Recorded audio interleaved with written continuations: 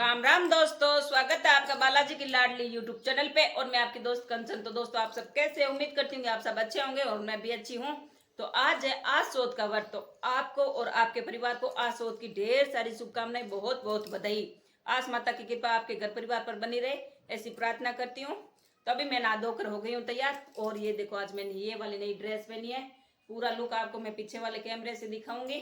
और अब मेरे को करना है, नहा धोने के बाद में घर में दिया बाती और पूजा की थाली तैयार करनी है। और उसके बाद में पूजा करने के लिए जाऊंगी मैं पास वाले मंदिर में, बालाजी का मंदिर जो हमें सजाते हैं वहां पर। और ये देखो, रात मैंने ये मेहंदी लगा ली थी अपनी, तो परमानेंट यही मेहंदी है। और पीछे हाथों के भी लगा ली इस तरह से, और पैरों के भी लगाई, जो मैं आपको बाद में दिखाऊंगी। और हाँ, ये देखो चूड़ियाँ तो मैं नहीं तो ये लेकर आई थी। ये देखो, ये कड़े हैं इस तरह से, पूरे में इस तरह से ये स्टोन लगे हुए हैं इसके। और मेरे साथ एक आज शुभ दिन में भी अब सुगुन हो गया है, कुछ ऐसा ही बोल लो। ये देखो, चूड़ी पहनते समय इस तरह से टूट गई। मुझे अच्छा तो नहीं लग रहा है, ऐसे माइंड ऑफ हो गया है मेरा कि आज के दिन मेरे नई चूड़ी टूट गई है। ये देखो, और ये गोल्डन वाली चूड़ियाँ लाई थी इनके साथ में। ये देखो इस तरह, ये गोल्डन वाली चूड़ियाँ आगे पीछे पहनकर, ये बीच में कड़प पहन, ऐसे सेट जचाया था मैंने, परंतु ये सेट मेरा खराब हो गया। इसलिए मैंने अब ये जो पहले की पुरानी चूड़ियाँ ये और शगुन के लिए आगे नई गोल्डन वाली चूड़ियाँ पहन ली है। तो अब पहले कर लेती हूँ दिया बाती, और फिर पूजा की थाली तैयार करूँगी। और ड्रेस भी दिखा दूँ मैं आपको। तो ये देखो, इस तरह से येलो कलर का लहंगा है, और येलो और रेड कलर के लहरिए की ओढ़नी है। ये देखो, पीछे से इस तरह से लुक कैसी लग रही है मेरी ड्रेस। और इसके लेस भी दिखाऊं मैं आपको। ये किनारे पल्लू वाले पल्ले पे तो मैंने ये वाली ऐसी लेस लगाई है, और सामने वाले पल्ले पे ये ऐसी डिजाइन की लेस लगाई है मैंने। ये देखो, आज मैंने नई वाली ये बिछिया भी पहनी है, घुघरू वाली, जो भतीजी की शादी में लाई थी। उस टाइम तो पहनी नहीं, आज व्रत है तो मैंने नई पहन ली। पीछे एक कमेंट भी आया था कि बिछिया पहन कर दिखाओ, तो ये देखो आज बिछिया पहन कर दिखा रही हूँ। ये देखो कैसी लग रही है, ये इतने सारे घुघरू। ये देखो, माँ ने घर में तो दिया बाती कर दी है, अब विष्णु भगवान के कर रही है, देखते चलो वो देखो।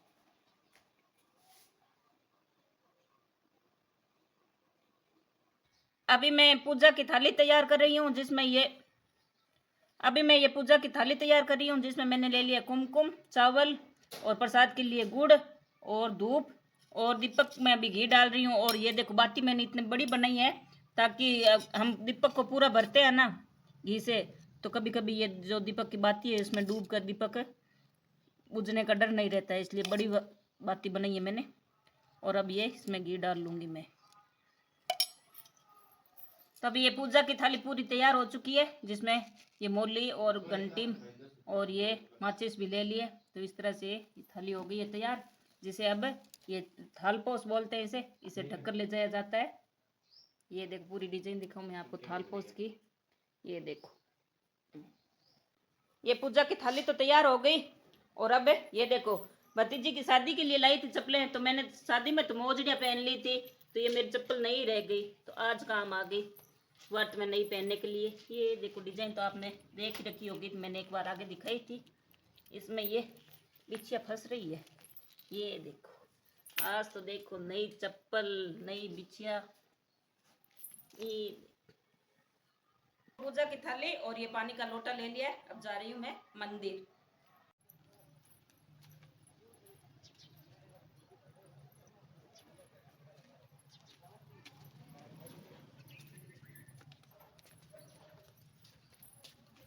मंदिर में आने के बाद में मैंने बालाजी के दर्शन भी कर लिए, और कर रही हूँ अभी जीजी का इंतजार, वो आए नहीं है अभी तक, तो आपको भी करा दूँ बालाजी के दर्शन। ये देखो, आज बालाजी को बहुत अच्छे वस्त्र पहनाए हुए थे, बहुत सुंदर श्रृंगार किया हुआ। और ये महिलाएं यहाँ पर आज चौथ की पूजा और कर रही है, कथा सुन रही है सब मिलजुल कर। और मैं कर रही हूँ जीजी का इंतजार।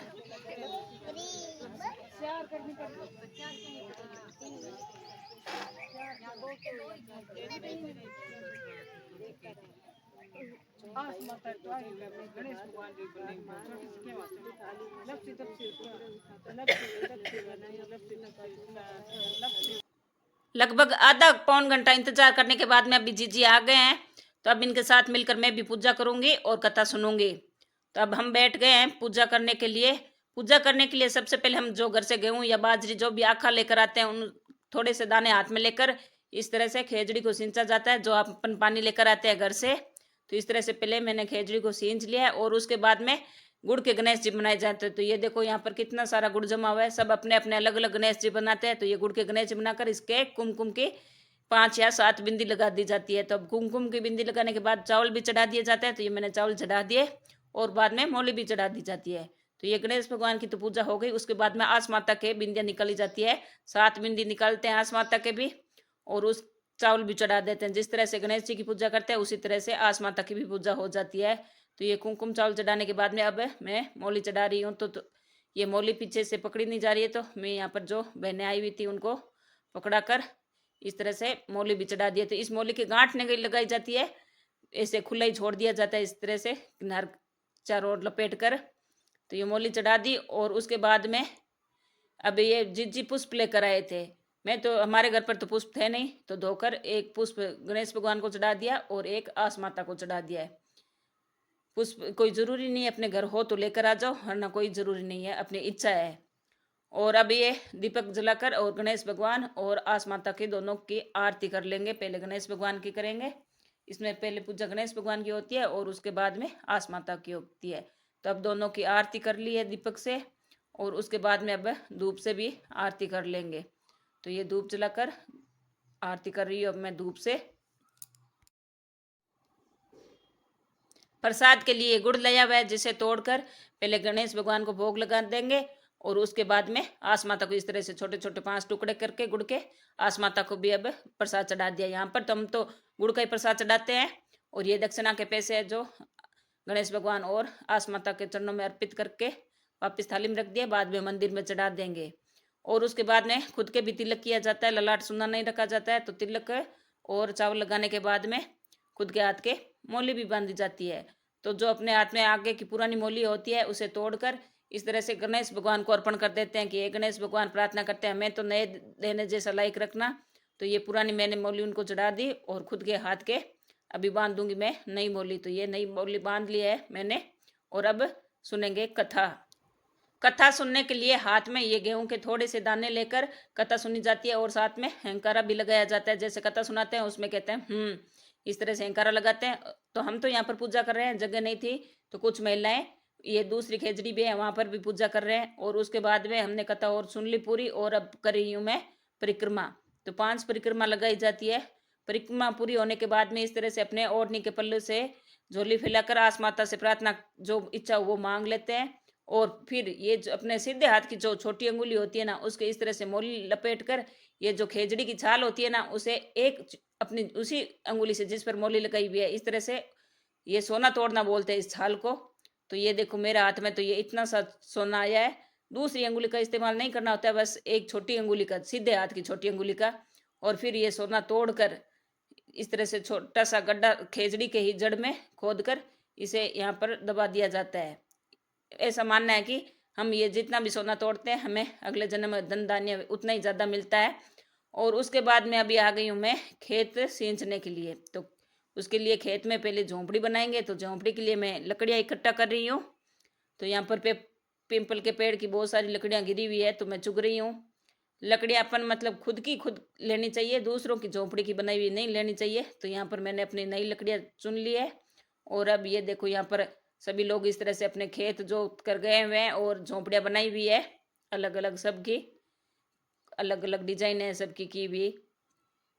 तो अब मैं भी अपने खेत में झोंपड़ी बनाने के लिए आ गई हूँ। तो यहाँ पर पहले खेत बोएंगे अपन। तो ये जो कंकर हो रहे सारे हटा दिए, साइड में कर दिए। और अब हाथ में थोड़े से गेहूं के दाने लेकर ये जो पानी बचा हुआ है उसे इस तरह से छिड़कते हुए अपना खेत बीज लेंगे। तो ये खेत बिजाई हो गई और अब बनाएंगे अपन खेत में झोंपड़ी। इस तरह से ये जो लकड़ियाँ होती है इनको इस तरह से ज़मीन में रोप कर झोंपड़ी बना लेते हैं।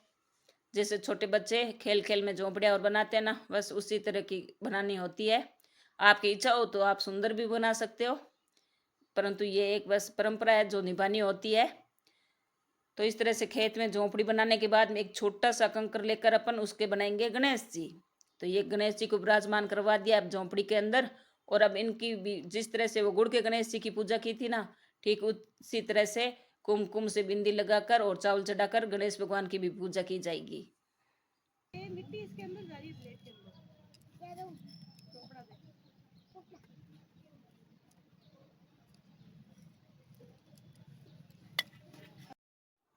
गणेश भगवान के तिलक करने के बाद में अब गुड़ का प्रसाद चढ़ा दिया है और अब चढ़ाएंगे मौली भी।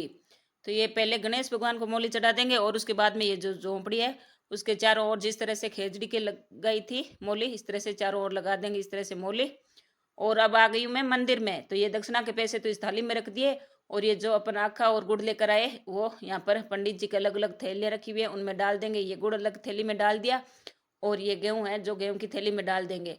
इसमें हमें एक बात का ध्यान रखना होता है, जो हम गेहूं है डाल रहे हैं तो उसमें हमें थाली अपनी पूरी खाली नहीं ले जानी चाहिए, कुछ गेहूं के दाने बचाकर घर ले जाने चाहिए, ऐसी मान्यता है। पूजा करके आ गई हूँ मैं मंदिर से घर और पूजा की सारी विधि तो मैंने आपको दिखा दी, क्योंकि इंस्टाग्राम से कमेंट आए हुए थे कि आप पूजा की पूरी विधि और कथा भी सुनाना। तो कथा मैं वहां आपको नहीं सुना पाई क्योंकि वहां पर महिलाएं ज्यादा थी, भीड़ में आपको साफ सुनाई नहीं देती। तो मैंने सोचा मैं घर जाकर आपको कथा सुना दूंगी। और वैसे भी वहां पर किसी दूसरी महिला ने मतलब लड़की थी उसने कथा कही थी तो इतनी तेज आवाज में नहीं थी तो आपको साफ सुनाई नहीं देती। तो अब मैं सुना देती हूँ आपको आस माता की कहानी जो हमारे यहाँ पर कही जाती है। मतलब एक आलसिया बावलिया था जो जुए का बहुत अच्छा खिलाड़ी था। वो हारे या जीते दोनों में ब्राह्मणों को जिमाता था। मतलब जैसे हार गया तो भी ब्राह्मणों को भोजन कराता और अगर जीत गया तो भी ब्राह्मणों को भोजन कराता।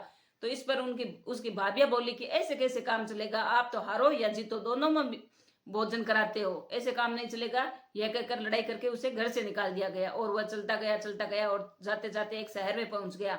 वहां खेजड़ी के नीचे आस माता की पूजा करने बैठ गया और उस पर आस माता की कृपा हुई और उस ये खबर राजा जी तक फैल गई कि अपने शहर में एक जुए का बहुत बड़ा खिलाड़ी आया है। तो राजा ने सोचा चलो मैं भी देखता हूँ कि कितना बड़ा खिलाड़ी है। तो राजा ने अपने सेनापतियों को कहकर सैनिक भेजे और उसे बुलाया गया कि आओ मेरे साथ जुआ खेलो। तो आलसिया बावलिया राजा जी के साथ जुआ खेलने बैठ गया और आस माता की कृपा हुई और वह जुए में राजा जी का सारा राजपाट जीत गया और वह राजा बन गया। और उधर भाभीियों के और माँ के सबके घर में अन्न की भी कमी पड़ गई। वो इतने भूख हालात में हो गए कि उनके घर में अन्न का दाना भी नहीं रहा। तो वो वहां से अपना गांव छोड़कर शहर की ओर आए कि सोचा कि चलो कहीं जाकर कुछ मेहनत मजदूरी करेंगे, खाने का तिलाला नहीं पड़ेंगे। और वो चलते चलते उसी शहर में आ गए और सुना कि यहाँ का राजा बहुत दयालु है, सबको काम काज देता है। तो वो राजा जी के महल में चले गए। तो वहां पर आलसी बावलिया ने अपने भाभी और माँ को सबको पहचान लिया और उन्हें जगह अलग अलग मतलब काम करने के लिए नौकरी दे दी। और उस माँ को नौकरी ये दी कि उसे नहलाने का काम के लिए दिया। तो वो हमेशा उसे तेल की मालिश करती राजा जी के। वो हमेशा पीठ पर मालिश करवाता, अपना चेहरा कभी नहीं दिखाता। तो एक दिन मतलब मालिश करते करते उसके माँ के आंख से आंसू उसकी पीठ पर गिरे। तो उसने पूछा क्या हुआ माँ के माँ जी मतलब पूछा कि क्या हुआ, रो क्यों रहे। तो वो बोली कि आपके जैसे शरीर का मेरे बेटा था जिसे हमने घर से निकाल दिया। तो वो राजा बोला कि मैं तुम्हारा वही खोया हुआ बेटा हूँ जिसे तुमने घर से निकाल दिया था। मेरे पर तो आस माता की कृपा हुई है, तुम्हारी करनी तुम्हारे साथ है, मेरी करनी मेरे साथ है। ऐसा कहकर उसने सभी को राजपाट सौंप दिया और सब ने मिलकर आस माता की पूजा की और उजामन किया। हे आस माता, जिस तरह से उस आलसी बावली के साथ आपने मेहरबानी की वैसी हमारे साथ भी करना और कहने सुनने वाले हकारे भरने वाले सबको अपनी कृपा बरसाना। जय आस माता। तो आस माता की कहानी मैंने आपको सुना दी और उसके बाद में विनायक जी की कहानी कही जाती है और बाद में लपसी तपसी की कहानी कहने के बाद में गणेश जी की आरती कर लेते हैं। इस तरह से ये पूजा पाठ तो संपन्न हो जाती है। और हाँ, इसमें खाना दिन में खाया जाता है, रात में खाना नहीं खाया जाता है। और प्रसाद वहां तो अपन गुड़ का चढ़ा कर आ जाते हैं या कुछ और ले जाओ, आपकी जो इच्छा वो चढ़ा दो। और घर पर भोग लगाने के लिए आस माता को खाने में और कुछ नहीं बनाना होता है। गुड़ का चूरमा, चाहे बाजरे की रोटी का चूरमा हो या गेहूं की रोटी का, गुड़ के चूरमा का भोग लगाते हैं हमारे यहाँ पर, तो ऐसा रिवाज है। तो अब मैं भी बनाऊंगी खाना, आस माता को भोग लगाना है और मेरा भी व्रत खोलना है। तो आज का मेरा ये वीडियो आपको कैसा लगा? अगर अच्छा लगा तो वीडियो को लाइक करना, शेयर करना और कमेंट करना। और अगर अभी तक आपने मेरे चैनल को सब्सक्राइब नहीं किया तो चैनल को करना सब्सक्राइब। और मिलते हैं नेक्स्ट वीडियो में, तब तक के लिए राम राम, जय श्री गणेश।